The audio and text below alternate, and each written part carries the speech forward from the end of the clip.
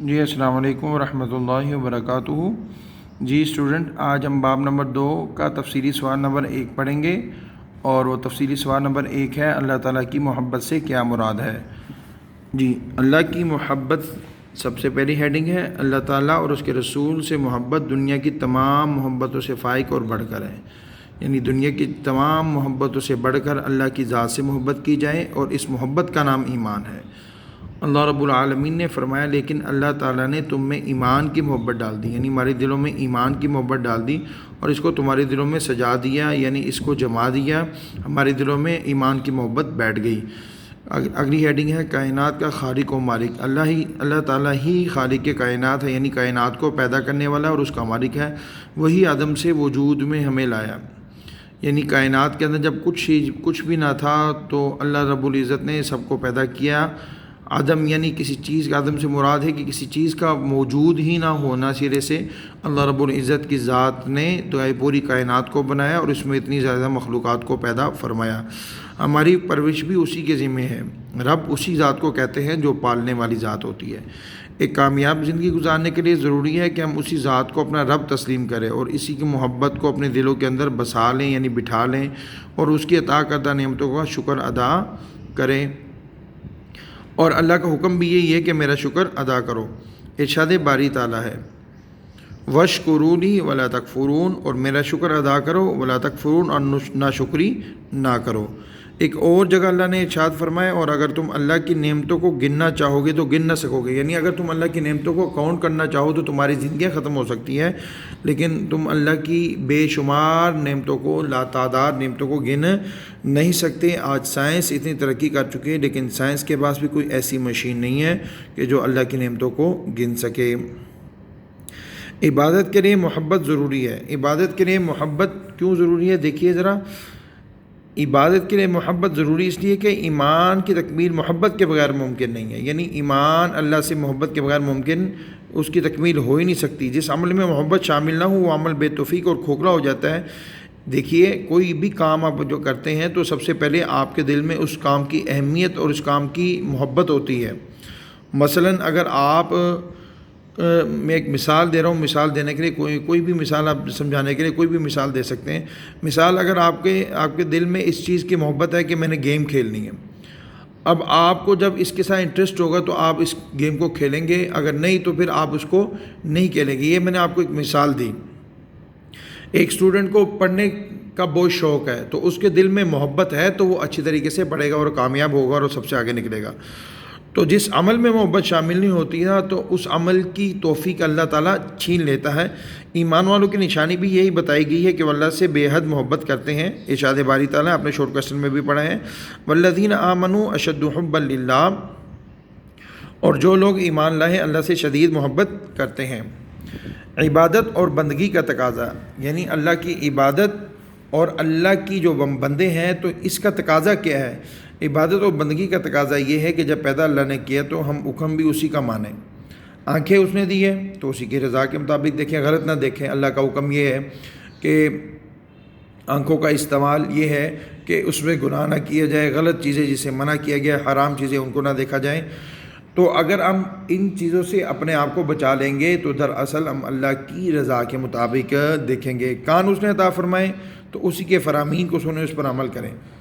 جب اللہ تعالیٰ نے کان عطا فرمائے ہیں تو آپ دیکھ لیجئے کہ آج تک جب سے ہماری پیدائش ہوئی تو آج تک اس میں کوئی پرابلم نہیں ہوئی، اللہ ماشاء اللہ اگر کسی کو کان کا مسئلہ ہو جائے تو اس سے پوچھے کہ کان کتنی بڑی نعمت ہے۔ تو اب جب کان اس نے دیے ہیں تو کوشش کریں کہ اس سے گانے نہ سنیں، کسی کی غیبت نہ سنیں، کسی کی چغلی نہ سنیں، اور اسی طریقے سے اس سے برے کام کے ارادے نہ سنیں، بلکہ اس سے اللہ کے فرامین کو سنیں، یعنی قرآن مجید کی تلاوت، اس کا ترجمہ اور اس طریقے سے تشریح، اس قرآن مجید کو اسے نبی اکرم صلی اللہ علیہ وسلم کی احادیث مبارکہ سنیں، ان پر عمل کرنے کی کوشش کریں۔ سوچنے کے لیے عقل اس نے عطا فرمائی ہے تو علامہ اسی کی قدرت، طاقت، حکمت اور عظمت پر ہر وقت غور کریں، یعنی ہم جب سوچیں تو ہماری سوچ بھی صاف ہو، بلکہ ہم اللہ کی قدرت کے اوپر غور کرتے رہیں، اس کی نشانیوں کے اوپر غور کرتے رہیں۔ اچھا، دنیا کے اندر بھی قانون ہے کہ اگر ہم پر کوئی چھوٹا سا بھی احسان کرے تو ہماری ساری زندگی ہم ساری زندگی اس کے شکر گزار رہتے ہیں. مثلا اگر آپ کو کسی وقت پیسوں کی ضرورت تھی اور اس وقت کسی نے آپ کو پیسے دے دیے ہے تو ساری زندگی آپ اس کے شکر گزار رہتے ہیں کہ یار اس نے مجھے برے وقت میں میرا ساتھ دیا تھا.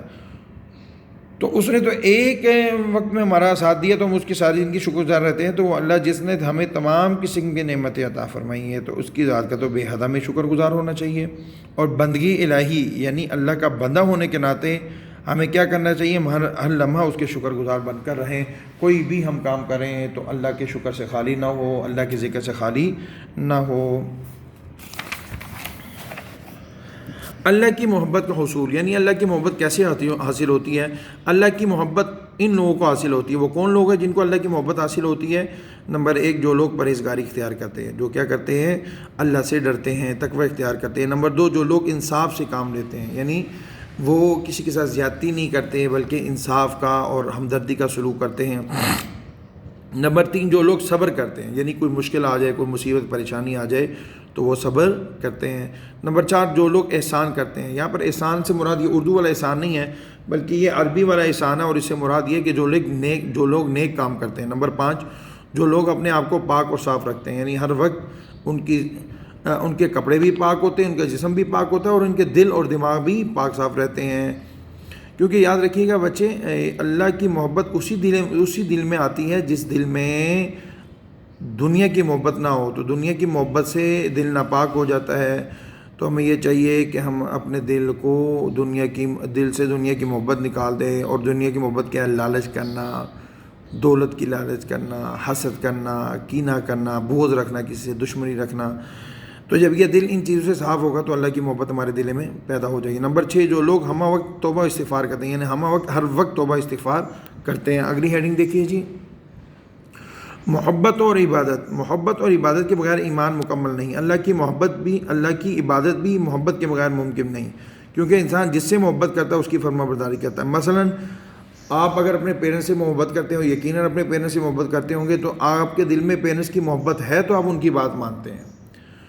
تو جب تک ہمارے دلوں کے اندر اللہ کی محبت پیدا نہیں ہو جائے گی اس وقت تک ہم کوئی نیک کام صحیح طریقے سے نہیں کر سکتے. مثلا ایک انسان کے دل میں اللہ کی محبت ہے تو وہ اذان سن کر نماز کی طرف آ جاتا ہے مسجد میں، اور اگر اس کے خدا نخواستہ اللہ کی محبت اس کے دل میں نہیں ہے تو وہ اذان سن کر بھی ٹس سے مس نہیں ہوتا اور اپنے کاموں میں مصروف رہتا ہے. ارشاد باری تعالیٰ ہے وَمَا خَلَقْتُ الْجِنَّ وَالْإِنسَ إِلَّا لِيَعْبُدُونَ، اور میں نے جنوں اور انسانوں کو صرف کس لیے پیدا کیا ہے؟ اپنی عبادت کے لیے پیدا کیا. اور ایک اور جگہ اللہ تعالیٰ کا ارشاد ہے یا ایھا الناس اعبدوا ربکم الذی خلقکم، اے لوگوں اپنے رب کی عبادت کرو، الذی خلقکم جس نے تمہیں کیا کیا؟ پیدا کیا. تو پیدا کرنے والی ذات کی عبادت کی جاتی، جو پیدا نہیں کر سکتا، جو موت اور زندگی کا مالک نہیں، اس کی تو عبادت نہیں کی جاتی. تو عبادت اسی کی جاتی ہے جو پیدا کرتا ہے، جو زندگی موت کا مالک ہے، جو ہمارے رزق کا مالک ہے، ہماری جان کا مالک ہے.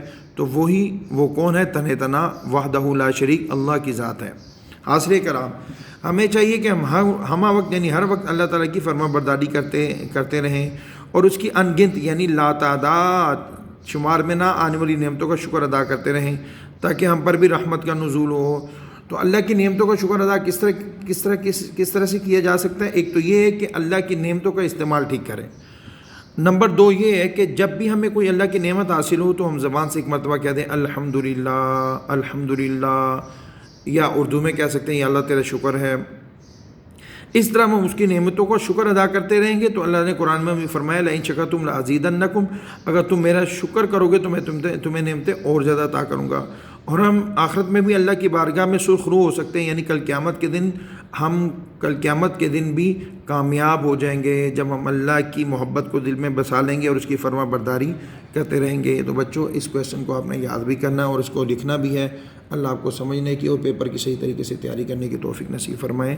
السلام علیکم ورحمۃ اللہ وبرکاتہ.